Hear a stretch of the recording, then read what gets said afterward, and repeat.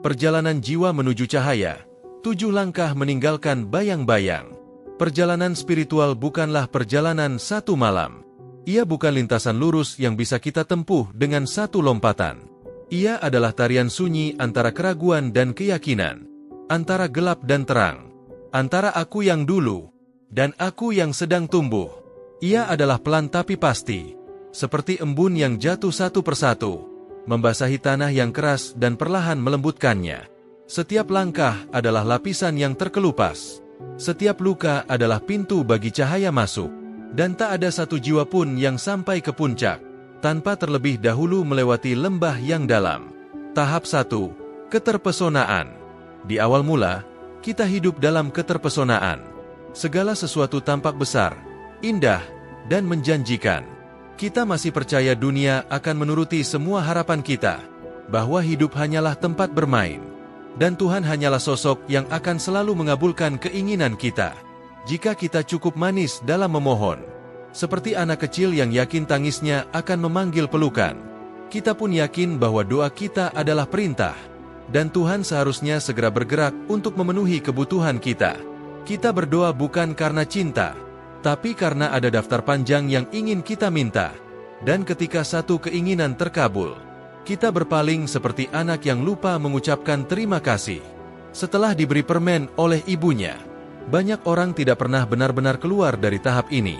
Mereka bertambah usia, tapi jiwa mereka tetap menuntut seperti anak-anak. Setiap kegagalan dianggap ketidakadilan. Setiap kesulitan disalahkan pada orang lain atau bahkan Tuhan. Dalam benak mereka, semesta ini wajib tunduk pada kebutuhan mereka. Dan jika tidak, berarti dunia ini rusak. Tahap 2. Kehancuran ilusi. Namun hidup adalah guru yang tak bisa disuap dengan keluguan. Akan datang waktunya ketika dunia menampar, dan semua ilusi tentang kesempurnaan runtuh seperti istana pasir. Kita mulai sadar bahwa tidak semua keinginan akan terkabul, bahwa cinta bisa hilang, bahwa tubuh bisa sakit, bahwa kematian bisa mencuri siapa saja yang kita cintai. Ini adalah masa ketika hati terasa seperti tanah retak. Kita merasakan kehampaan yang menyesakkan, dan mulai bertanya-tanya, apakah semua ini benar-benar berarti? Apakah Tuhan benar-benar ada? Ataukah selama ini kita hanya bicara sendiri dalam doa? Beberapa dari kita mulai menggugat langit, dan bahkan memutuskan hubungan dengannya. Merasa dikhianati karena hidup tidak berjalan sesuai harapan. Keyakinan yang dulu hangat menjadi dingin dan hambar. Doa menjadi aktivitas yang hampa, dan kita pun terombang-ambing di antara kehampaan dunia dan luka-luka spiritual yang belum sembuh. Tahap 3. Kemandirian yang lahir dari luka. Namun di tengah runtuhan itu, tumbuh benih tanggung jawab. Kita mulai mengerti bahwa tidak ada yang akan datang menyelamatkan kita, bahwa takdir adalah bahan mentah, dan manusialah yang harus membentuknya.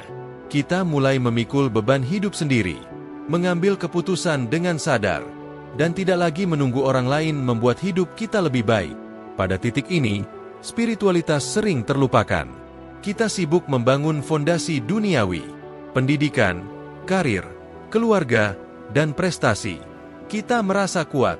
Kita percaya bahwa segala sesuatu dapat dicapai, asal kita cukup kerja keras dan disiplin. Dan memang, dalam banyak hal, kita berhasil. Namun keberhasilan itu tidak selalu memberi kedamaian.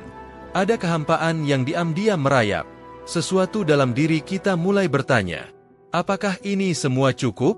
Mengapa setelah semuanya tercapai, hati ini masih terasa kosong? Tahap 4. Pencarian tanpa nama. Lalu kita mulai mencari, bukan lagi mencari uang, atau pujian, atau jabatan, tapi makna. Sesuatu yang tak bisa dibeli, sesuatu yang tidak bisa diukur. Kita mulai membaca, merenung, berdiam, menjelajahi ajaran-ajaran lama, dan kadang menengok agama-agama lain, bukan untuk pindah kepercayaan, tetapi untuk menemukan kembali suara yang hilang. Kita mungkin menghadiri meditasi, bertemu guru spiritual, atau tersentuh oleh puisi kuno yang tiba-tiba terasa seperti jawaban. Namun pencarian ini tidak mudah. Kadang kita merasa semakin tersesat. Keraguan datang lagi, tetapi kali ini dalam bentuk yang lebih halus, lebih dalam. Namun pencarian, Sejatinya, bukan tentang cepat menemukan. Ia adalah proses pengosongan, membiarkan ruang dalam hati, agar siap menampung cahaya ketika ia datang. Dan ia akan datang pada waktunya. Tahap 5. Kebangkitan jiwa. Disinilah transformasi perlahan dimulai. Bukan dari luar, tetapi dari dalam. Kita mulai melepaskan topeng-topeng yang dulu begitu penting. Citra diri, gelar, status, dan pengakuan. Kita mulai nyaman dalam kesederhanaan, dan mulai menemukan keindahan dalam hal-hal kecil. Cahaya pagi, suara angin, senyum anak kecil, dan detak jantung saat berdoa dalam keheningan. Tuhan tidak lagi menjadi konsep. Ia menjadi kehadiran yang nyata. Dalam setiap helaan napas, dalam setiap peristiwa yang tampaknya kebetulan, kita mulai merasakan bahwa hidup ini bukan tentang kehendak kita, tetapi tentang penyerahan kepada kehendaknya. Bukan karena kita kalah, tapi karena kita sadar.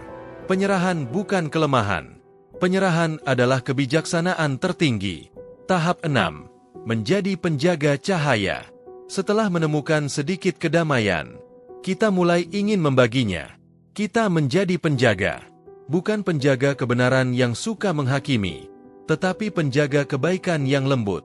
Kita mulai hadir bagi orang lain, bukan untuk dikagumi, tetapi untuk meringankan beban mereka. Kita tak lagi mengejar pengaruh, tetapi memberi dampak. Kita tidak peduli apakah orang tahu kebaikan itu datang dari kita, karena kita mulai sadar bahwa semua kebaikan itu darinya juga. Kita hanya alat, dan itu cukup. Penjaga tidak butuh panggung. Ia hadir di belakang layar, dalam doa-doa malam yang tak terdengar, dalam pelukan yang tulus, dalam nasihat yang diam-diam menyelamatkan jiwa lain. Ia sadar bahwa hidupnya adalah lahan untuk menanam kebaikan yang buahnya mungkin baru dipetik setelah ia tiada. Tahap 7. Penghambaan total. Dan jika kita terus berjalan, melampaui ujian dan cahaya yang semu, kita akan sampai pada satu puncak, penghambaan sejati. Di titik ini, tidak ada lagi aku yang harus dibela. Tak ada ego yang ingin diakui. Yang tersisa hanyalah keinginan untuk menyenangkan Tuhan. Bukan karena takut neraka, bukan karena ingin surga, tapi karena cinta. Cinta yang membuat kita taat, bahkan ketika tidak ada yang melihat. Cinta yang membuat kita diam ketika ingin membalas. Cinta yang membuat kita memberi, bahkan saat tak punya banyak. Dan cinta yang membuat kita terus berjalan, meski tak ada yang menemani. Di titik itu, jiwa tak lagi merasa sendiri, karena ia tahu, ada yang maha hadir bersamanya. Di setiap napas, di setiap langkah, di setiap detak jantungnya. Dan di sanalah rumah sejati itu berada. Bukan di istana dunia, tapi di pelukan Tuhan.